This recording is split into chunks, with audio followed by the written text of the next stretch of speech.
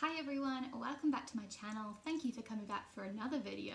Yes, I have different hair, pink and purple. I'm living my 2007 Avril Lavigne fantasy right now. If you let 9-year-old me loose with hair dye, this is what you'd get and I'm loving it. So as I mentioned in the last video, I got a walking stick, and getting a walking stick is something that I have put off for years. I never really considered it as an option before. It was something that other people did, you know, real disabled people. I've got a whole video about whether I'm disabled enough, but to cut a long story short, if you need something to help you, you're disabled enough to use it. That's basically how you know whether you're disabled enough to use a walking stick. If you think that it will help you, you're disabled enough. Yay! So I turned 22 on the 10th of November and I asked for this for my birthday and I was very, very excited to receive it. It was generously gifted to me by my parents. So this is my walking stick. This stick is clear, it's acrylic, it's beautiful. So this walking stick is from a company called NeoWalk sticks. I will link their website down below and their Instagram. They do these amazing fashionable sticks. When I saw these sticks, I really thought for the first time I could actually use a walking stick because it's not ugly, which is so shallow, I know, but there's something really disheartening about being young in your early 20s and having to carry around this really ugly mobility aid. And obviously they're really useful and obviously they help people so much, but I just so did not want an ugly one, and so for years I just flat out refused to get one. Like, I wouldn't even think about it. It wasn't something I would even discuss. I just like carried on as if I didn't need one, and I would lean against things, you know, walls and, you know, whatever was nearby, I would lean on things, and I just never accepted that this is probably something I needed. And until I saw these and saw how beautiful they were, I never really started to consider whether it was something that would actually help me. I brushed walking sticks off as something other people used, but not me. Well, things change.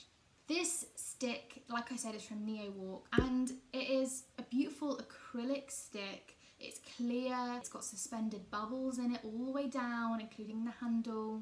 I've been looking at them on Instagram for a while and I thought they were beautiful already, and then it came in the post and I unwrapped it and look at it. It's spectacular and I'm so excited. So let's talk about why I never got a walking stick before. Well, it's multiple reasons. Part of it is they're ugly. Most of them are ugly, or if they're not ugly, I can appreciate them, but they're not my style. Another thing is I really struggled with whether I was disabled or not for a long time, because in my head I was chronically ill and not disabled. To me, at the time, they were separate, and I don't think that anymore. Now I call myself a disabled person as well as a chronically ill person, and it's quite difficult to use that word, and especially if you've grown up able-bodied, you identify as an able-bodied person, and unlike lots of other identities, you can become disabled at any point with no warning. And it's hard to change your mindset.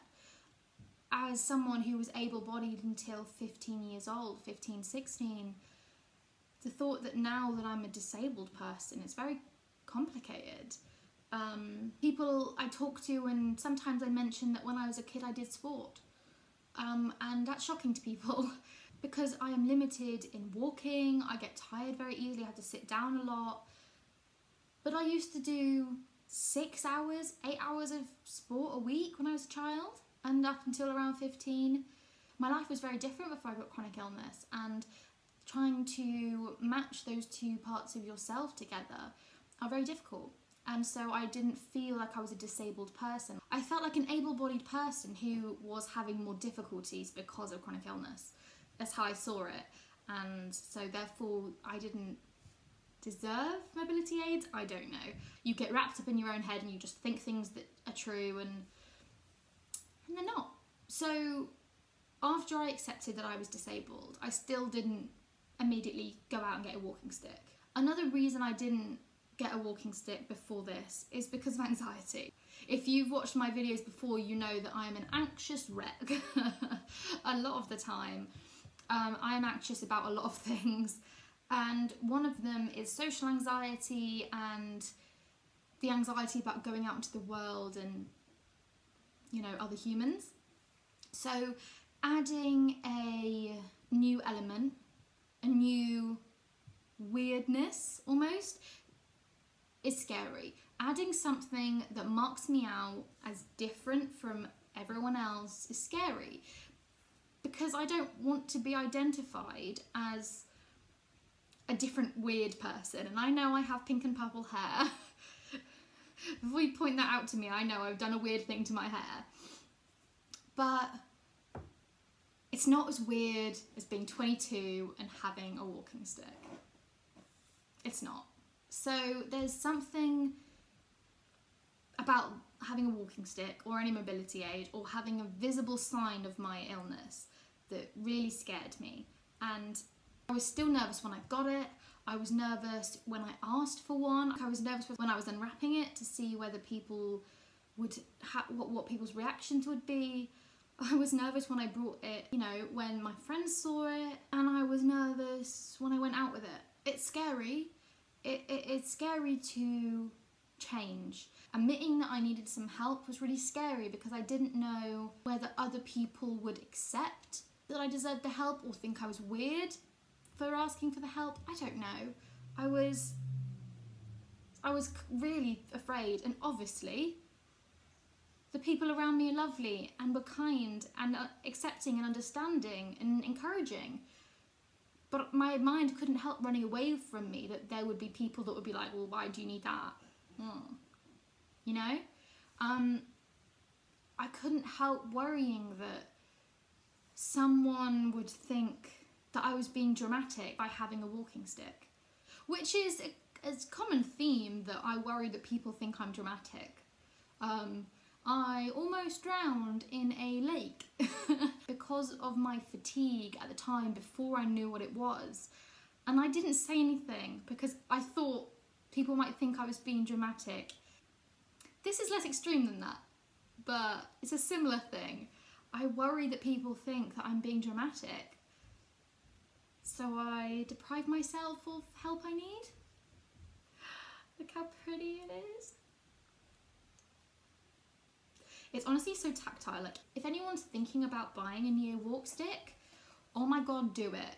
It's so tactile. I can just sit and hold this just like all day and just look at it. I've had it for about 2 weeks now. I'm still anxious when I go out, but it's not been that bad. So the first time I went out with it, it was dark, so no one could see me. So that was a little bit of a easing me in.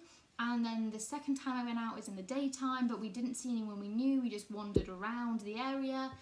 We just went on a little short walk, so no big deal. The first time I used it to university, I was asked by someone I kind of know what's wrong with me. I walked in and they said, "Oh, what's wrong with your legs?" And I was a little bit taken aback. And that's not to say people can't ask me questions. Like, I'm quite happy to answer questions.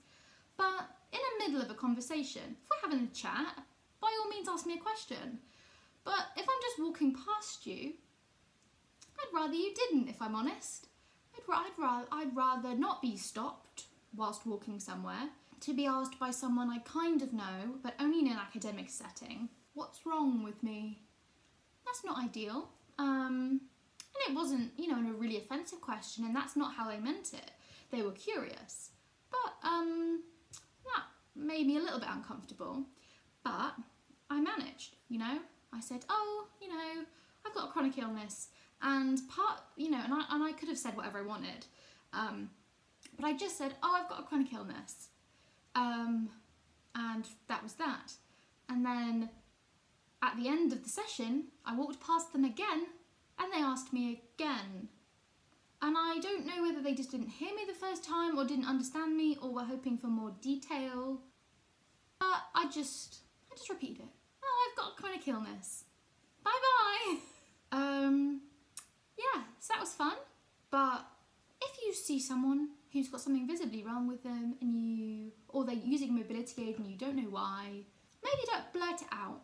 That's all, because they're probably just, you know, going about their business, doing things, going places. So that's the only time anyone's asked me about it, but an old lady who walked past me in the street did fully stare at it for quite a long time. I tried smiling. We were in outside space. We were far apart, like no danger of COVID. I smiled at her and she just kept staring, and I was like, oh, I was wondering whether she would say something or compliment me or ask me a question or something, but no, she just made eye contact with it, and then like for quite a while she just stared at it. I think this is a lifesaver. This is amazing. When I first started going out with it, I felt a little bit silly because like I've never used a cane before, and just walking around, like I can do that. Except I can't really. When I leave my house, I feel a little bit like I'm just carrying an extra thing, like, oh, what do I do with this? But it doesn't take very long for me to get tired and for my legs to get weak when I'm like, oh, thank God I brought this. This is so great. So, overall, would I recommend getting a walking stick or a cane if you are interested in one? Yes. Yes, I would. Also, side note, the ferrule, or the end, the little guy, matches my pink streak. Because, you know, it's a vibe.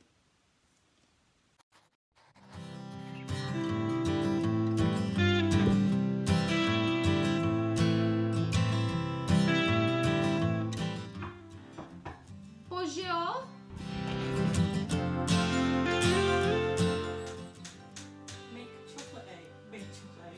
Make chocolate egg? Thank you. I think she means you, cameraman.